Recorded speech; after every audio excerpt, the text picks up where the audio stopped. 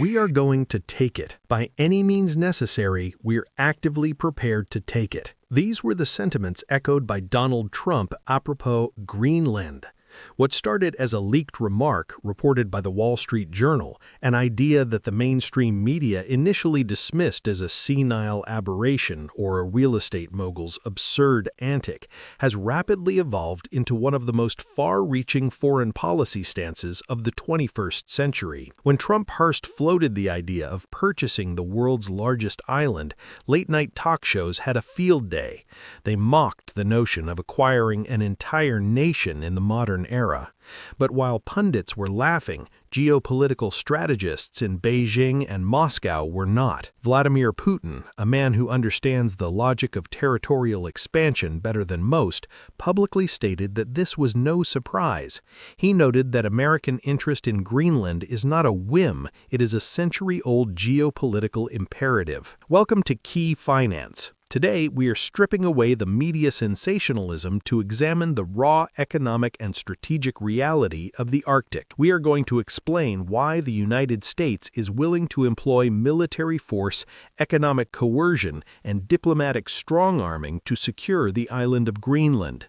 This is not about a golf course in the ice. This is about control of the next great trade route, dominance in the rare earth mineral market, and the preservation of American power in the Arctic Hemisphere. To understand why this is happening now, we need to look at the breaking story that has slipped beneath the radar amid the noise of election cycles and domestic politics. In recent weeks, the rhetoric has shifted from purchasing to securing. The language coming out of the Trump camp and echoed by Pentagon officials suggests that the acquisition of Greenland is no longer framed as a business transaction, but as a national security necessity. We have seen senior officials make unusual visits to the region, and we have seen a significant increase in warnings issued to Denmark.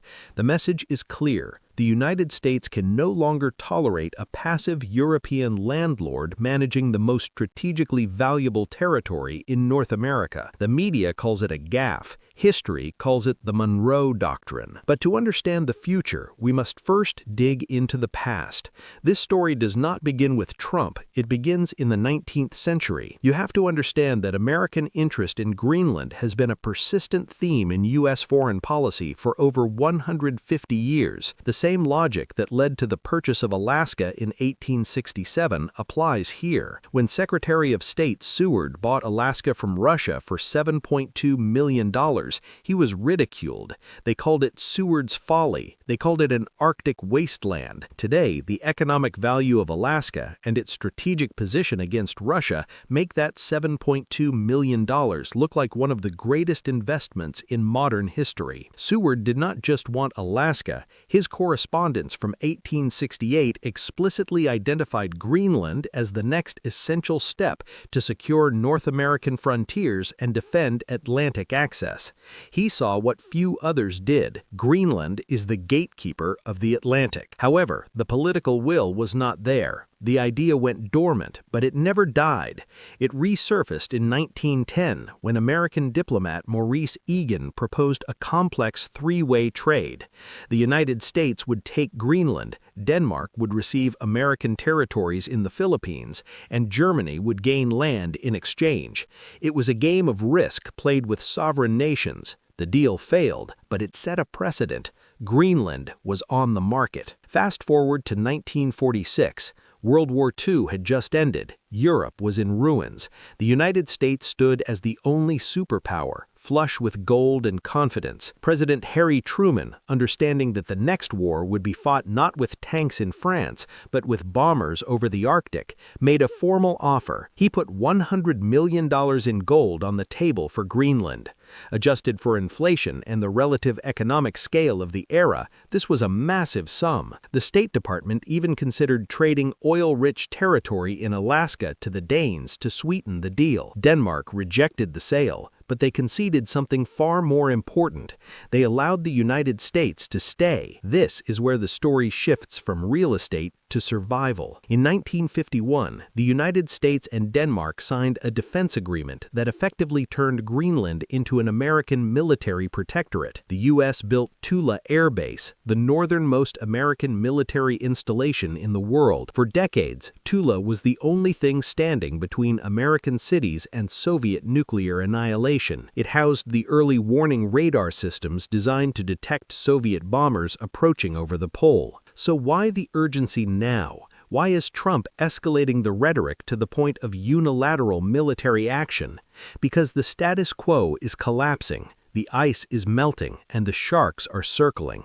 The comfortable arrangement in which Denmark holds the title but America holds the weapons is no longer acceptable to Washington. To understand why, we need to examine the three pillars of the new Arctic crisis: the sovereignty trap, the red dragon, and the rare earth monopoly. Let's begin with the political reality on the ground. Greenland is not a state. It is an autonomous territory within the Kingdom of Denmark. It is vast, 2.1 million square kilometers, 3 times the size of Texas, but it is home to fewer than 57,000 people. The population is primarily Inuit, with a culture and language distinct from Europe. For decades, there has been a growing independence movement in Nuuk, the capital. In 2008, a referendum granted Greenland significantly expanded autonomy. They control their police, their courts, and their natural resources. But they have an Achilles heel: money. Greenland's economy is fundamentally dependent on a block grant from Denmark. Every year, Copenhagen sends roughly $600 million to Nuuk. This subsidy accounts for more than half of the government's budget. Without this Danish funding, schools would close, hospitals would shut down, and the civil service would collapse. This $600 million is the price of Denmark's sovereignty, the leash that keeps Greenland tied to Europe. This is where the Trump strategy becomes Machiavellian. The White House has crunched the numbers. $600 million a year is a rounding error for the United States, less than the cost of half a B-2 bomber. The strategy being formulated in the Situation Room is simple: outbid the Danes. If the United States offers a direct aid package of, say, $2 billion a year, combined with large-scale infrastructure investment, it could effectively buy the loyalty of the Greenlandic government, bypassing Denmark entirely. The goal is to drive a wedge between Nuuk and Copenhagen, using the sheer financial power of the U.S. Treasury. But why pay anything at all? Why does America care about an Arctic island in 2026? Because China is at the gates. This brings us to the most critical element of the modern econ empire's analysis: the Chinese incursion. While Western media focused on Trump's tweets, the Chinese Communist Party was quietly advancing into the Arctic. China calls itself a near-Arctic state, a term with no basis in geography. Beijing is more than 800 miles from the Arctic Circle, but it has every basis in economic ambition. In 2018, China formally incorporated the Arctic into its Belt and Road Initiative, branding it the Arctic Silk Road. The incident that truly alarmed the Pentagon occurred in 2016, when a Chinese company, General Nice Group, attempted to purchase an abandoned naval base in Greenland. Think about that for a moment. A Chinese firm ultimately accountable to the CCP, seeking to own a deep-water port in America's backyard. Under intense pressure from Washington, the Danish government blocked the deal. But the Chinese did not stop. They pivoted. In 2017, the Greenland Prime Minister was invited to Beijing. The red carpet was rolled out. Discussions began about importing Greenlandic seafood, which sounded innocent enough.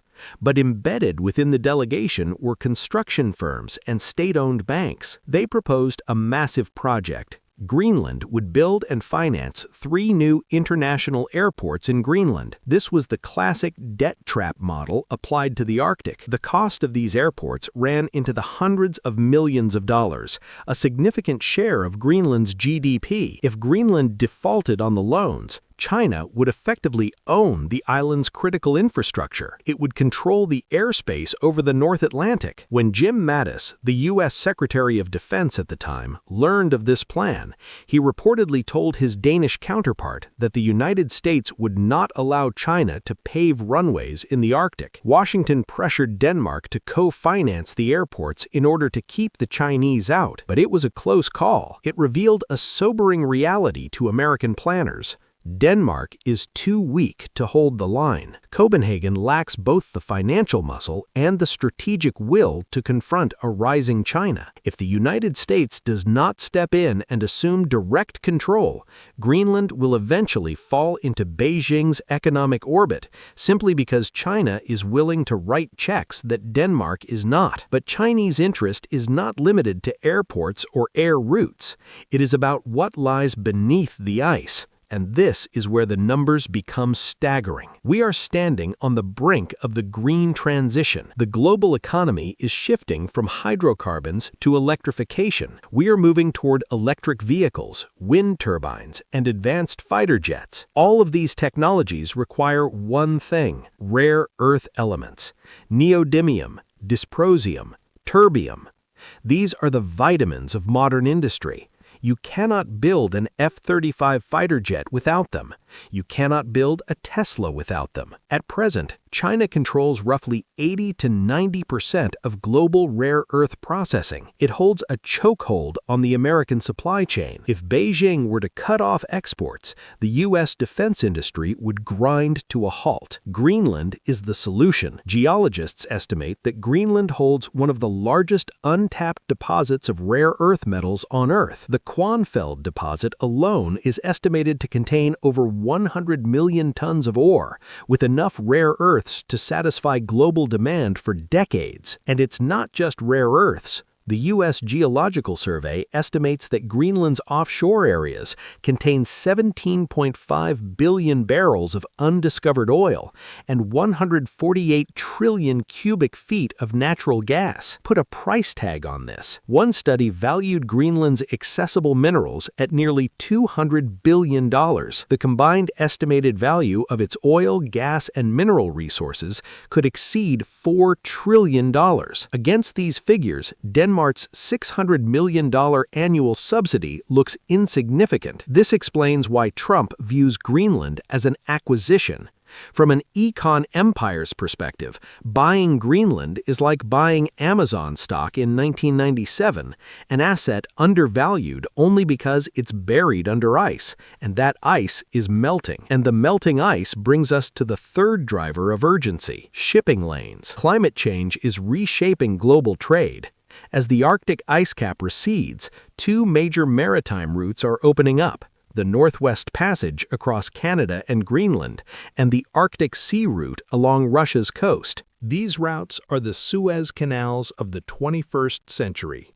Using the Arctic route cuts the shipping distance between Shanghai and Hamburg by roughly 40% compared to the traditional route through the Suez Canal. That represents thousands of miles saved, weeks of travel time eliminated, and millions of dollars in fuel costs per voyage.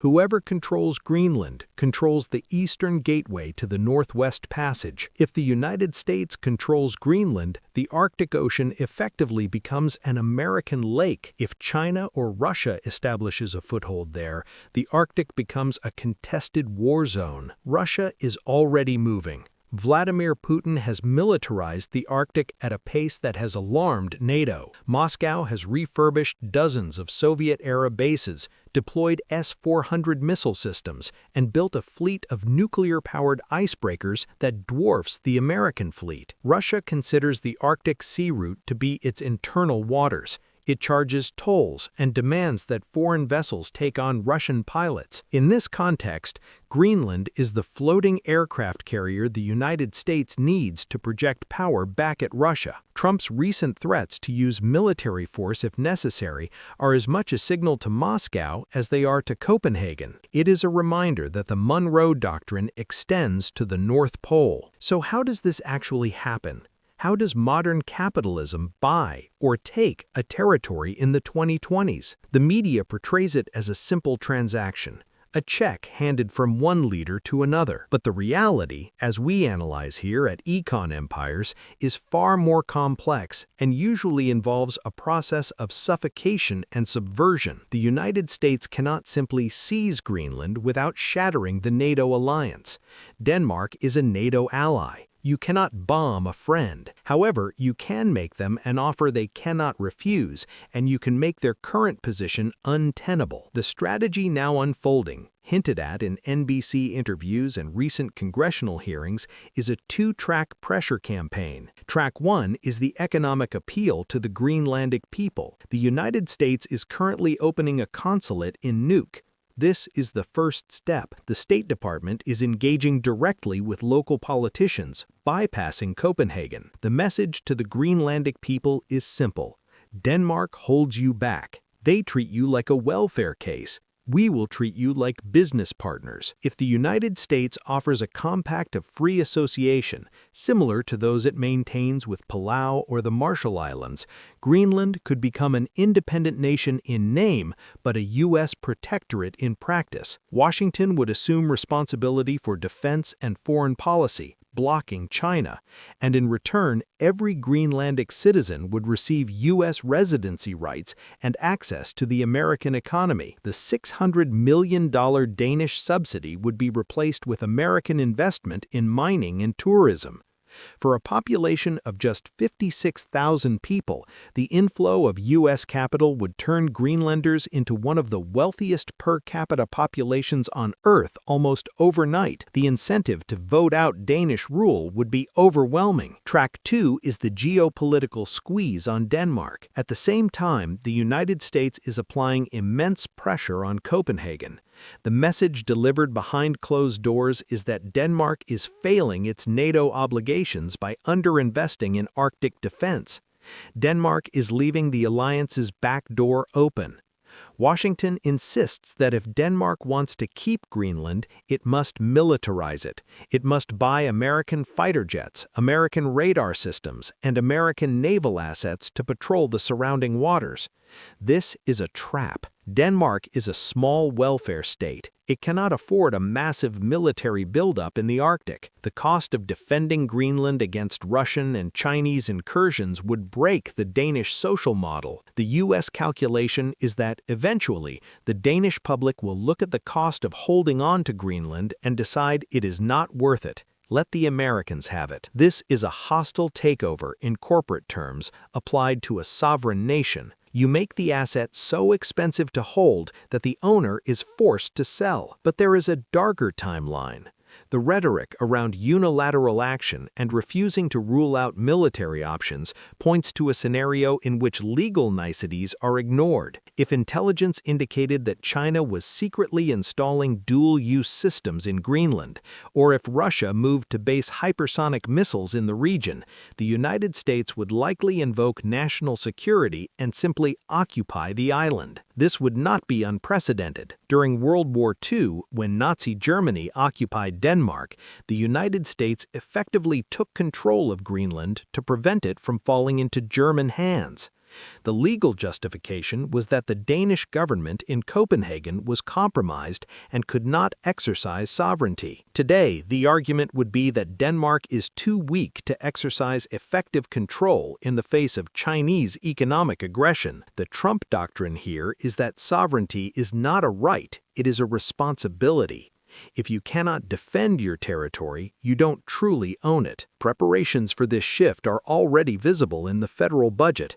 The Office of Management and Budget, OMB, has been tasked with calculating the cost of integration. Officials are working out how to absorb Greenland's social welfare system, how to transition its currency from the Danish krone to the US dollar, and how to bring its regulations into alignment with federal law. This is not a drill. This is bureaucratic preparation for annexation. We must also consider the domestic politics of the United States. Why does this resonate with the American voter? It taps into the idea of manifest destiny. For a country that feels it has been losing ground on the global stage, losing manufacturing to China, losing influence in the Middle East, the acquisition of Greenland represents a return to expansionism. It's a tangible win. It changes the map. It adds a potential 51st state or new territory rich in resources. Now consider the timeline. Recent weeks suggest acceleration. The ice is melting faster than predicted. Chinese icebreakers are being launched faster than expected. The window of opportunity is closing.